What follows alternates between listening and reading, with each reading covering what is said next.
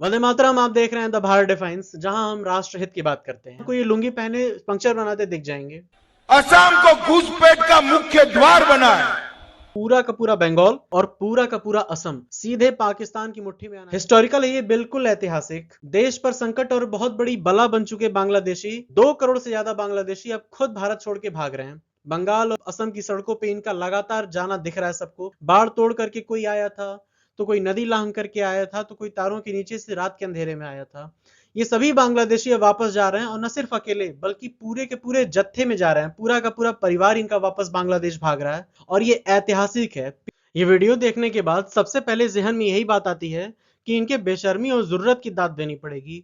इतने सालों तक कोई किसी के घर में जबरन रहने के बाद जब धक्के मार के निकाला जाए, तो ये हालत हो जाती है इनकी। ये बांग्लादेशी देखिए नदी पार कर रहे हैं, किस तरीके से ये भारत में आते हैं। बंगाल और असम में घुसपैठ की बात कोई नई नहीं है।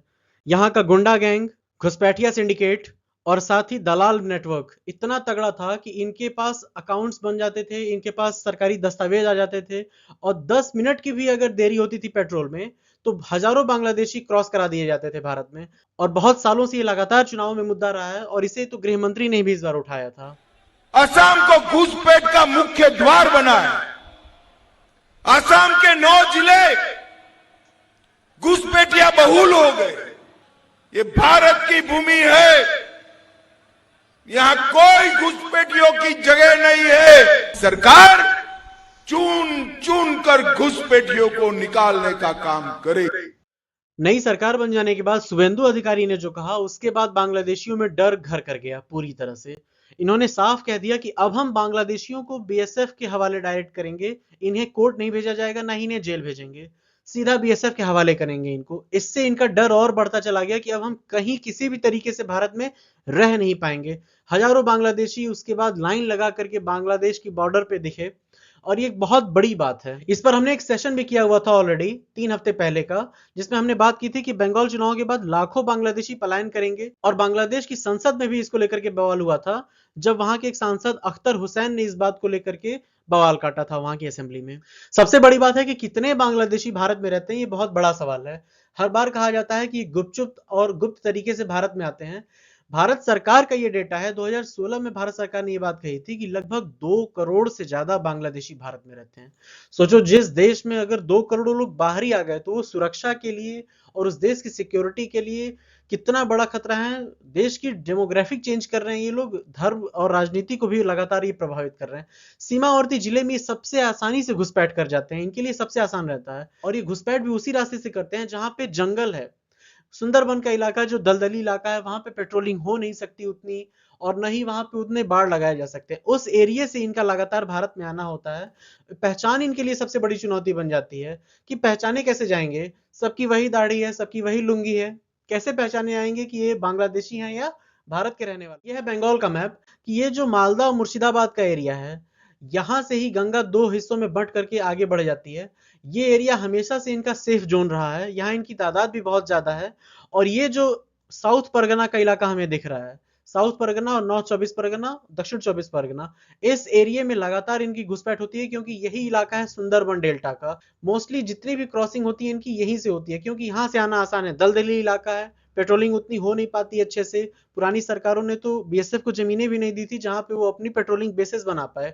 तो इस रास्ते से आना इनके लिए सबसे मुफीद रहा। यहाँ ऊपर असम है, यहाँ पे भी इनकी घुसपैठ करना आसान रहता है। और ये जाते भी हैं बंगाल और असम में ही, क्योंकि बंगाल और असम ही 2 ऐसे इलाके हैं जहां पे बंगाली बोली जाती है, और ये छिप सकते हैं अपनी लुंगी पहन करके। ये देश के लिए सबसे बड़े खतरे तब बन जाते हैं जब ये आईएसआई के लिए काम करते हैं। भारत की जासूसी में इनका सबसे बड़ा हाथ रहता है। कई बार ये लॉजिस्टिकल सपोर्ट देते हैं। हमने अक्सर देखा है कि जब भी भारत में कोई भी आतंकवादी हमला होता है, तो उस आतंकवादी हमले में, अगर बात हम करें जम्मू कश्मीर की, तो उस आतंकवादी हमले में हर बार लोकल सपोर्ट रहता है। ये वहां पे किसी भी आतंकी हमले के लिए या रेगी के लिए लोकल सपोर्ट का काम कर सकते हैं एक तरीके से। भारतीय बाजारों में इनकी पैठ है, हर जगह ये बिखरे हुए हैं, कहीं ना कहीं हर जगह आपको ये लुंगी पहने पंक्चर बनाते दिख जाएंगे। तो ये सुरक्षा व्यवस्था के लिए भारत में बहुत क्रिटिकल बन चुके थे। ये चिकन नेक के लिए सबसे बड़ा खतरा बन गए थे। मान लीजिए अगर युद्ध की स्थिति हो रही है, तो ऐसे में क्या गारंटी है कि युद्ध की स्थिति में भारत का समर्थन ये करेंगे। ये तो भारत के ही खिलाफ काम करते, और संचार लाइनों को काट दिया। पता चला कई बार मोबाइल टावर्स उखाड़ के फेंक दिए, युद्ध की स्थिति में रेलवे लाइंस की पटरियां उखाड़ के फेंक दी, सैन्य ठिकानों की निगरानी कर रहे हैं। ये रहते भी वहीं आसपास ही हैं जहां पे लोकल ऐसी एरियाज होते हैं जहां पे स्ट्रेटेजिकली थोड़ी इंपॉर्टेंट होते हैं, जैसे सैन्य छावनियां हो गई, एयरफोर्स के स्टेशन हो गए, सुरक्षा खतरे में पड़ जाती है, तेल रिफाइनरीज, ये सारी जानकारियां ये सीमा पार भेज सकते हैं। तो ये बहुत बड़ा एक नाइटमेयर बन गए थे, बहुत बड़ी दिक्कत बन गए थे भारत के लिए। और धीरे धीरे अच्छी बात है कि ये गंदगी अब सफाई साफ की जा रही है इस चीज को। ये भारत का नक्शा है जिसमें हमें चिकन स्नेक दिख रहा है, ये जो रेड कलर से दिखाया गया है, पतली सी 22 किलोमीटर चौड़ा इलाका है, जिसमें से ये बांग्लादेशी इसी इलाके को ज्यादातर टारगेट करते हैं। हमने देखा था कि जब कई बार भारत के खिलाफ नारे लगते हैं जेएनयू में, तो इसमें यह बात भी की जाती है कि भारत को काट देंगे नॉर्थ ईस्ट से। अच्छा, न सिर्फ आजादी के बाद बल्कि आजादी से पहले भी इनका घुसपैठ हमेशा से असम में लगातार बना रहा। दरअसल असम वो इलाका रहा है जहां पे आबादी शुरू से बहुत कम रही है। लोकल असमी लोग इस समय 45% से भी कम हो गए हैं पॉपुलेशन में, और लगातार इनकी असम में संख्या बढ़ती चली जा रही है। हालात ये इतने बदतर हो चुके थे कि असम के राज्यपाल 1998 में जो थे, लेफ्टिनेंट जनरल एस के सिन्हा, इन्होंने एक रिपोर्ट सौंप दी थी राष्ट्रपति को, जिसमें कहा गया था कि असमी लोग अपने ही राज्य में अल्पसंख्यक बन जाएंगे अगर हालातों को नहीं सुधारा गया, अगर इन बांग्लादेशियों को, बंगालियों को ना रोका गया, इन बांग्लादेशियों को। तो असम के मैप में अगर हम देखें तो अब सिर्फ असमिया लोग इन्हीं एरियाज में, ऊपर वाले एरियाज में असम के मेजोरिटी में रह गए हैं। ये एरिया साउथ का, ये बंगाली मेजोरिटी हो गया जहां पे बांग्लादेशी मोस्टली रहते हैं, और ये एरिया जो है ये भी बांग्लादेशियों के ही लिए खास बन गया है क्योंकि यहाँ से बांग्लादेश की बॉर्डर नजदीक पड़ती है। हमेशा से ये इल्जाम लगाए जाते हैं कि इन एरियाज में बांग्लादेशियों ने कंट्रोल कर लिया है अपना, कई जगह तो ऐसे हो गए हैं बांग्लादेशियों से मेजोरिटी हो गई है उनकी। तो ये एरिया लगातार इस समय असम खतरे में है, और इस असम को बचाना हम सब की, भारत की जिम्मेदारी है। इनका पूरा इलाका हमेशा शुरू से ये मन रहा है कि किस तरह से असम को भी हम बांग्लादेश का ही हिस्सा बना दें। ये एक बहुत बड़ी चाल है इनकी। इन्हीं वजहों से असम में लगातार दंगे भी होते रहे हैं। 1983 में नेल्ली दंगे हुए, 2012 में कोकराझार में दंगे हुए, और इन्हीं की वजह से एनआरसी भी असम में हो रही है। पश्चिम बंगाल में भी जनसांख्यिकी बदलाव लगातार तेजी से हो रहा है, इनकी पॉपुलेशन लगातार बढ़ती चली जा रही है। और कई बार ग्रेटर बांग्लादेश का ये मैप जारी करते हैं जिसमें साफ साफ कहा जाता है कि वेस्ट बंगाल और असम और पूरे नॉर्थ ईस्ट को हम काट करके बांग्लादेश का हिस्सा बना देंगे। अब इन पर ताबड़तोड़ एक्शन भी लिया जा रहा है। सेंटर ने एक कमेटी गठित कर दी है जो बताएगी कि डेमोग्राफिक चेंज हो रहे हैं, वो क्यों हो रहे हैं और किस तरह से उनको रोका जा सकता है। अब इनके ऊपर सरकार ने चाबुक कसना शुरू कर दिया है, लगातार इन पर कड़ी नजर रखी जा रही है, और यह भी किसी भी तरीके से बचने वाली स्थिति में नहीं है, और यही चीज भाग करके अभी लगातार भाग करके वापस जा रहे हैं। 600 से ज्यादा हेक्टेयर की जमीन बीएसएफ को सौंप दी है बंगाल की सरकार ने, जो इस बार नई सरकार बनी है। लगातार बीएसएफ अपनी बॉर्डर सिक्योरिटी को और स्ट्रॉन्ग करती जा रही है, पेट्रोलिंग को स्ट्रॉन्ग करती जा रही है, और अब इनका बचना बहुत मुश्किल होता चला जा रहा है। और अपनी यही आने वाली स्थिति को देखकर कि लगातार अब भारत से पलायन कर रहे हैं, जो कि बहुत अच्छी बात है हम लोगों के लिए। जाएंगे 15 किलोमीटर के दायरे में जो भारत का बॉर्डर है, उस बॉर्डर के आसपास के 15 किलोमीटर के इलाके में अगर कोई भी इलीगल स्ट्रक्चर खड़ा किया गया है तो उसको गिराया जाएगा। सबसे बड़ी बात ये होती है ना, इसमें दिक्कत होती है फॉरेन फंडिंग की। इनको पाकिस्तान से, बांग्लादेश से फॉरेन फंडिंग मिली होती है, जिसकी वजह से ये अवैध चीजें इस्टेब्लिश कर लेते हैं यहाँ पे, जहां पे ये अवैध गतिविधियां चलाते हैं। और इन अवैध गतिविधियों पर ही अब इस बार तगड़ा प्रहार करने की तैयारी में है सरकार।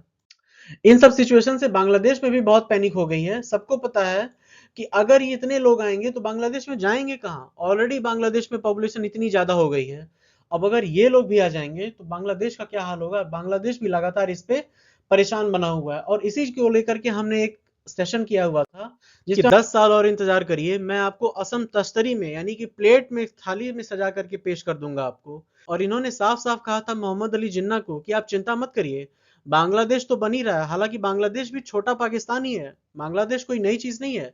सबसे बड़ी बात यह है कि जो मुस्लिम लीग बनी थी, वो मुस्लिम लीग पाकिस्तान में नहीं बनी थी, वो मुस्लिम लीग बनी थी आज के बांग्लादेश में ही, ढाका की राजधानी में वो मुस्लिम लीग बनी थी, और सबसे पहले इंडिया को पार्टीशन करने का ख्याल वहीं से आया। और ये वही बंगाली नेता थे जिनका नाम मोइनुल हक चौधरी था। दरअसल जिन्ना ये चाहता ही नहीं था कि असम उसके हाथों से जाए। जिन्ना का मानना था कि पूरा का पूरा बंगाल और पूरा का पूरा असम सीधे पाकिस्तान की मुट्ठी में आना चाहिए, और पूरा इंडिया का नॉर्थ ईस्ट भी पाकिस्तान के ही पास जाना चाहिए। हालांकि सबसे दुख भरी बात यह रही कि आजादी के बाद ये मोइनुल हक चौधरी पाकिस्तान गए ही नहीं, भारत में ही रहे, यहीं की राजनीति की, और इंदिरा गांधी की सरकार में ये केंद्र में मंत्री भी रहे।